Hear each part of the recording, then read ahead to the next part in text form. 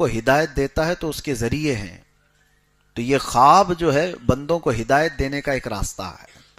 بسا اوقات تمہیں خواب میں وہ دکھا دیا جاتا ہے جس کی تمہیں حاجت ہو، یا تمہیں کسی چیز سے بڑا نقصان ہونے والا ہو، اس سے تمہیں آگاہ کر دیا جاتا ہے خواب کے اندر.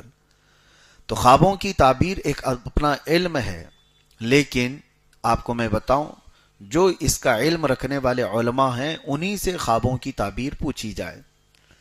اور خواب کی تعبیر دیکھنے والے پر بھی ڈیپینڈ کرتی ہے، حالت پر بھی ڈیپینڈ کرتی ہے. کس وقت دیکھا، دن میں خواب دیکھ رہا تھا یا رات کے وقت سونے میں خواب دیکھا ہے، اور دیکھنے والا کیسا ہے، متقی پرہیزگار ہے یا فاسق و فاجر آدمی ہے. ایک ہی خواب ہو سکتا ہے لیکن دونوں کے معنی الگ الگ ہو سکتے ہیں. حضرت محمد بن سیرین یہ تابعی ہیں، خوابوں کی تعبیر کے بڑے عالم تھے. ان کی کتاب ہے تعبیر الرؤیا، جو اب تک امت میں خوابوں کی تعبیر پر لکھی ہوئی ایک بہت بڑی کتاب ہے. حضرت محمد بن سیرین نے کئی مرتبہ خوابوں کی تعبیر کو قرآن سے اخذ کر کے بتایا. ابھی جیسے ہم نے سورہ یوسف پڑھا ہے، اسی میں ایک آیت کو لے کر کے انہوں نے خواب کی تعبیر کس طرح سے بتائی میں آپ کو بتاتا ہوں. ایک شخص آیا اور اس نے کہا کہ میں نے کل خواب میں دیکھا کہ اذان دے رہا ہوں. اذان دے رہا ہوں یا اذان سن رہا ہوں؟ سنیے، خواب میں اگر اذان دے رہے ہیں یا سن رہے ہیں تو کیا تعبیر ہو سکتی ہے. تو آپ نے اس کے بیک گراؤنڈ کو چیک کیا اور معلوم کرایا کہ کیسا شخص ہے. یہ بتایا گیا کہ نماز روزے والا ہے، دیندار آدمی. تو آپ نے کہا مبارک ہو تجھے، تو عنقریب حج پہ جانے والا ہے. خواب میں اذان دیتے ہوئے سننا یا اذان خود دے رہا ہو تو اس کی تعبیر یہ ہے کہ وہ حج پر جائے گا. مجلس ختم نہیں ہوئی تھی کہ ایک اور شخص آیا اور اس نے کہا کہ میں نے خواب میں دیکھا ہے کہ اذان دے رہا ہوں یا اذان سن رہا ہوں. تو آپ نے اس کے متعلق معلوم کیا، خواب تو سیم تھا.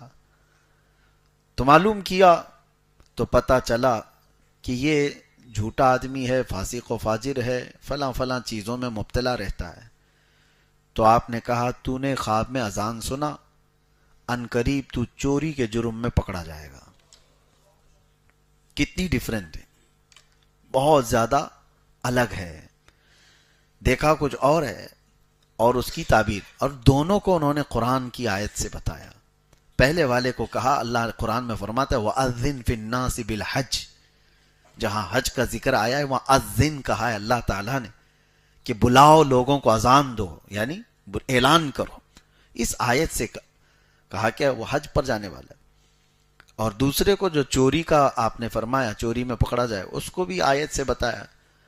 قالوا اذن مؤذن بینہم، یہ سورہ یوسف میں ہے کہ ایک اعلان کرنے والے نے اعلان کیا کہ یوسف علیہ السلام کے جو اب واقعہ ہے اس میں آپ سماعت کریں گے، ان کی کٹوری چوری ہو گئی اور پھر چور پکڑے بھی گئے. تو اس آیت سے انہوں نے کہا کہ جو خواب میں فاسق و فاجر آدمی نے اذان دیتے ہوئے سنا ہے تو وہ چوری کے جرم میں پکڑا جائے گا. خوابوں کی تعبیر ایک اپنا علم ہے. کبھی ایسا ہوتا ہے کہ کسی کی موت دیکھنا وہ اس کی زندگی کی علامت ہے، اس کی لمبی عمر کی علامت ہے. مجھے آج آپ کے سامنے میں شیئر کرتا ہوں خوابوں کی تعبیر، کیونکہ چلتے پھرتے رہتے ہیں تو وقت نہیں ملتا بہت ساری چیزوں کو دیکھنے کا، اور کبھی کبھار ایسا ہوتا ہے کہ خواب آدمی بھول جاتا ہے. مجھے بات یاد آتی ہے، کچھ بزرگ جو انتقال کر چکے وہ اگر آئے ہیں ملاقات کرتے ہیں، ہنسی خوشی بات چیت ہو رہی ہے، یہاں تک تو ٹھیک ہے، لیکن گلے ملتے ہیں جو انتقال کر چکے. ہم تو اچھا ہی سمجھتے ہیں، انتقال کیے ہوئے ہمارے باپ ہیں، چاچا ہیں، کوئی بھی ہیں. وہ تو مجھے کافی دنوں کے بعد میں خواب کی تعبیر دیکھا تو پتہ چلا کہ مرے ہوئے پرانے لوگ اگر گلے مل لیں تو اس کے جیل جانے کا اندیشہ ہے، اس کے جیل میں قید ہونے کا اندیشہ ہے. خوابوں کی تعبیر ایک بڑا علم ہے. اب آپ کو میں ایک بات بتاتا ہوں، خلیفہ ہارون رشید کی بیوی زبیدہ خاتون نے بھی ایک بار خواب دیکھا تھا، اور اتنا بھیانک خواب دیکھا تھا، یہ حضرت محمد بن سیرین کے حیات میں موجود تھیں، جب وہ تابعی خود موجود تھے، خوابوں کی تعبیر کے سب سے بڑے عالم ہیں۔ تو زبیدہ خاتون نے خواب یہ دیکھا کہ اجتماعی طور پر بہت سارے لوگ ان کی عزت لوٹ رہے ہیں، عصمت دری ہو رہی ہے۔ تو بہت سارے لوگ خواب میں کسی ایک عورت کی عزت لوٹ رہے ہوں تو کتنا بھیانک ہے، عورت تو ڈر جائے، بھیانک خواب ہے۔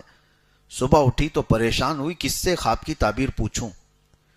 اس نے زبیدہ خاتون نے بتانے کو بھی شرم محسوس کیا کہ کیسے میں کسی کو بتا سکتی ہوں کہ خواب میں میرے سارے مرد حضرات عزت لوٹ رہے تھے۔ تو اپنی ایک خادمہ سے زبیدہ خاتون نے کہا کہ جاؤ حضرت سیدنا محمد بن سیرین کے پاس اور جا کر کے ان سے کہنا کہ تو نے خواب دیکھا، توجہ چاہتا ہوں، تو نے خواب دیکھا کہ بہت سارے مرد میری عزت لوٹ رہے تھے۔ کیسے کہے گی بادشاہ کی بیوی نے ایسا گندا خواب دیکھا ہے؟ تو نے دیکھا یہ کہنا، اور کیا خواب کی تعبیر بتاتے ہیں وہ آ کر مجھے بتانا۔ لوگ ہمارے پاس بہت آتے ہیں، ان کو پوچھنا ہوتا ہے اپنی بیوی کے بارے میں، لیکن وہ کہتے ہیں میرے دوست کی بیوی کو ایسا مسئلہ ہے۔ کوئی بات نہیں، آپ کی دوست کی بیوی کا بھی ہم جواب دیتے ہیں۔ اگر ایسا کوئی پوچھنا چاہتا ہے تو کوئی حرج نہیں ہے، حیا کی وجہ سے۔ خود کی بیماری کو بھی اگر کسی دوسرے پہ ڈال کے پوچھتا ہے میرا دوست ہے اس کو ایسا پرابلم ہے، کوئی بات نہیں، آپ کو بھی ہو سکتا ہے۔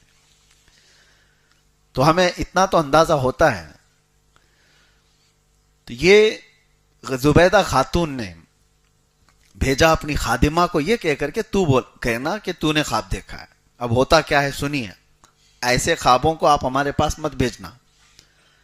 وہ خادمہ تو گئی حضرت محمد بن سیرین کے پاس، وہ چلتے پھرتے آدمی نہیں تھے، خوابوں کی تعبیر کے بڑے عالم تھے۔ کہا کہ حضور ایک بڑا بھیانک خواب میں نے دیکھ لیا کل۔ کہا کیا دیکھا؟ کہا بہت سارے مرد میری عزت لوٹ رہے تھے، میں ڈر گئی صبح اٹھ کر کے۔ تو آپ نے پوچھا اچھا کیا کام کرتی ہو؟ تو اس نے کہا میں خادمہ ہوں، کنیز ہوں محل میں۔ تو آپ ہنسنے لگے، جھوٹ بول رہی ہے، تو یہ خواب دیکھ ہی نہیں سکتی،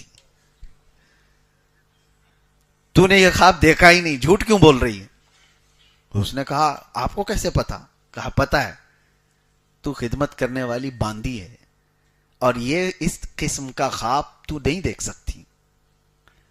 تو اس نے کہا اچھا چھوڑیے، کوئی بھی بات ہو، کوئی بھی دیکھا ہو۔ کہا کون دیکھا ہے بتاؤ۔ پھر اس خادمہ نے بتا دیا کہ خلیفہ ہارون رشید کی بیوی ملکہ زبیدہ نے خواب دیکھا۔ تو حضرت محمد بن سیرین نے کہا ڈرنے کی بات نہیں، جاؤ اس خواب کی تعبیر اتنی اچھی ہے کہ جا کر اپنی خاتون سے کہو عنقریب وہ ایک ایسا کام کرے گی جس سے پوری امت نفع اٹھائے گی، امت کا ایک بہت بڑا حصہ اس سے فائدہ اٹھائے گا۔ اور خواب کی تعبیر ہی ہے کہ حضرت زبیدہ خاتون حج پر آئیں، عرفات کے میدان میں دیکھا حاجیوں کو پیاس سے بلکتے ہوئے، انہوں نے وہیں پر یہ اللہ کی بارگاہ میں عہد کیا کہ مولا تیرے مہمانوں کو پانی پلانے کا میں انتظام کروں گی۔ اور اس کے بعد زبیدہ خاتون نے دریائے دجلہ بغداد سے لے کر عرفات کے میدان تک 1400 کلومیٹر کی نہر بنائی، اور وہاں سے جب پانی چھوڑا تو میدان عرفات تک پانی آ گیا، اور ایک دو نہیں 1200 سال تک حاجی لوگ اس سے پانی پیتے رہے۔ اس خواب کی تعبیر تھی یہ، 1200 سال تک لوگ اس سے نفع اٹھاتے رہے، چلچلاتی ہوئی دھوپ میں، اس کے علاوہ پانی کا کوئی وہاں پر ذریعہ نہیں تھا۔ اب جا کر کے وہ بند ہو گیا جب سعودی حکومت آئی، لیکن اس کی باقیات آج بھی موجود ہیں۔ آج بھی وہ نہر اسی انداز سے حجاج اکرام جو بھی جاتے ہیں زیارت کرتے ہیں وہ دیکھتے ہیں عرفات کے میدان سے مزدلفہ جانے کے وقت یہ نہر زبیدہ نظر آتی ہے آج بھی۔ اور حد تو یہ ہے کہ خلیفہ ہارون رشید نے ان سے پوچھا تھا کتنی لاگت آئی اتنی لمبی نہر بنانے میں؟ تو زبیدہ خاتون نے کیا کہا اپنے شوہر سے؟ کہا میں یہ قومی خزانے سے پیسے نہیں لی تھی، یہ میرے ذاتی خرچے کے پیسے تھے، اس سے میں نے بنوائے۔ قومی خزانے سے اگر بنائی ہوتی تو میں آپ کو حساب دیتی، یہ میرے ذاتی خرچوں سے میں نے بنایا، لہٰذا حساب میں آپ کو بھی نہیں دوں گی، قیامت کے دن صرف اللہ کے پاس ہوگا۔ آج تک کسی کو پتہ نہیں اس نہر میں کتنی لاگت آئی، کتنا پیسہ گیا، وہ اللہ والے لوگ تھے۔ تو بہرحال خواب کے سلسلے میں یہ بتا رہا تھا، اور یہ سورہ یوسف بھی شروع ہوتا ہے خواب سے ہی. میں نے کل ہی بتایا تھا حضرت یوسف علیہ السلام نے خواب میں کیا دیکھا تھا. کل کی اگر آپ کو تفسیر یاد ہو تو انہوں نے خواب میں کیا دیکھا تھا؟ 11 ستارے، ایک چاند اور ایک سورج ان کو سجدہ کر رہا. یہ خواب ذہن میں رہے. اور اس کے بعد کیا کیا ہو گیا یوسف علیہ السلام کے ساتھ. بھائیوں نے کنویں میں ڈال دیا، وہاں سے قافلہ اٹھا کر لایا بازار مصر میں، وہاں پر ان کو نیلام کیا گیا، پھر بیچ دیا گیا. عزیز مصر کے گھر آئے، زلیخا خاتون فدا ہوئی، الزام لگا، جیل گئے. جیل میں کتنے سال؟ 14 سال چلے گئے. اس کے بعد وہ وقت آیا جب بادشاہ نے بھی خواب دیکھا. دیکھیں خواب کے ارد گرد گھوم رہی ہے بات. اس زمانے کا جو بادشاہ تھا اس نے خواب دیکھا. وہ خواب کیا دیکھا؟ وقال الملك انی ارى 7 بقرات سمان یاکلهن 7 عجاف. وہ کہتا ہے کہ میں خواب میں دیکھا کہ 7 بھینسیں ہیں سوکھی ہوئی، و7 سنبلات خضر واخر یابسات، اور 7 سوکھے گھاس کی اور 7 اچھے والے اناج کی اوٹ دیکھا. ایک خواب ایسا تھا 7 بھینسیں ہیں اور اس میں 7، اس کو کیا کہتے ہیں، گھاس کا جو اوٹ بناتے ہیں کسان لوگ بناتے ہیں بیلوں کے چارے کے لیے، اور 7 ہرے گھاس کے اور 7 سوکھے گھاس کے. اس طرح سے اس نے دیکھا یہ 7 کا عدد کیا ہے. وہ پریشان ہوا تو اس نے صبح اٹھ کر کے اپنے درباریوں سے پوچھا کہ کوئی ہے جو میرے خواب کی تعبیر بتائے. تو اس کے درباریوں میں وہ چھوٹا ہوا قیدی موجود تھا جس کے خواب کی تعبیر حضرت یوسف علیہ السلام نے جیل میں بتائی تھی، جو انگور کا رس نچوڑ رہا تھا. وہ آزاد بھی ہو گیا. اس نے کہا کہ ہاں مجھے ایک آدمی پتا ہے جو جیل کے اندر رہتا ہے، خوابوں کی سچی تعبیر بتاتا ہے. تو بادشاہ نے کہا اس کو لے آؤ. تب یوسف علیہ السلام کو جیل سے آزاد کر کے لایا گیا. یوسف افتنا فی 7 بقرات، یوسف ایھا الصدیق افتنا فی 7 بقرات. اب بادشاہ کہتا ہے اے یوسف میرے یہ 7 بھینسوں والے خواب کی تعبیر بتاؤ کیا ہوگا. تو حضرت یوسف علیہ السلام نے کہا کہ تمہارے خواب کی تعبیر یہ ہے کہ 7 سال جو ابھی آئیں گے تمہارے بہت خوشحالی کے ہوں گے، غلہ اناج سب زیادہ ہو جائے گا. ثم یأتی بعد ذلك عام فیہ یغاث الناس وفیہ یعصرون. اس کے بعد پھر ایسا وقت آ جائے گا کہ لوگ جو ہے بھوکے اور پیاسے ہو جائیں گے، پوری زمین سوکھ جائے گی، اناج غلہ ختم ہو جائے گا، لوگ اپنے آپ کو بیچنے لگ جائیں گے، سب چیزیں اٹھا کر بیچ دیں گے. تو کیا کرنا چاہیے؟ تو بادشاہ سے یوسف علیہ السلام نے کہا یہ جو تمہارے اچھائی کے 7 سال ہیں یہ اس میں اناج اور غلہ خوب جمع کر لو، اور جب وہ برے دن آ جائیں یعنی بھوک و پیاس و شدت کے، اس وقت اپنی رعایا کو تم اناج تقسیم کرو. تو بادشاہ کو یہ خواب سمجھ آ گیا، یہ تعبیر سمجھ آ گئی، اور اس کے اعتبار سے بادشاہ نے اعلان کیا اور سارے غلے اناج جمع کیے جانے لگے. اور یوسف علیہ السلام کو اس خواب کی تعبیر بتانے کے بعد بادشاہ مصر نے سیدھے اپنے وزیر اعظم کے عہدے پر بٹھا دیا. وزیروں میں بھی وزیر اعظم کے عہدے پر بٹھا دیا. یہی ہے رب تعالیٰ کا نظام. گھر سے نکلے، قافلے میں گئے، کنویں میں ڈالے گئے، بازار میں بیچے گئے، پھر جیل میں ڈالے گئے، اور اس کے بعد سیدھے رب تعالیٰ کہاں وہ اتنا بلند مقام کے وزارت عظمیٰ پر بٹھا دیا. اور اللہ فرماتا ہے وَكَذَلِكَ مَكَّنَّا لِيُوسُفَ فِي الْأَرْضِ، ہم نے زمین پر یوسف کو قوت بخشی. اور یوسف علیہ السلام نے اپنے حسن تدبیر سے ملک کے اور سلطنت کے کاموں کو ایسا نبھانا شروع کیا کہ بادشاہ کا اعتماد پورا آپ کے اوپر. 7 سال گزر گئے.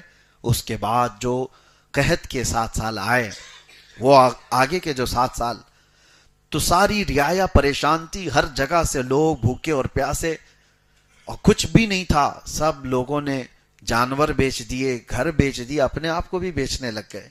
تبھی اعلان ہوا کہ لوگوں کی ضروریات کے لیے شاہی خزانے سے غلہ دیا جائے گا. جو جس گھر میں اب راشن تقسیم ہوتا ہے، جس گھر میں جتنے لوگ ہیں اتنا راشن لے کے جاؤ. اعلان ہو گیا، ہر جگہ سے لوگ اناج غلہ لینے کے لیے آئے. یہ وہ زمانہ ہے جب یہ شدت بھوک اور قحط سالی کی وجہ سے سارے لوگ پریشان تھے، تو یوسف علیہ السلام کے وہ 10 بھائی، ان کا کیا ہوا؟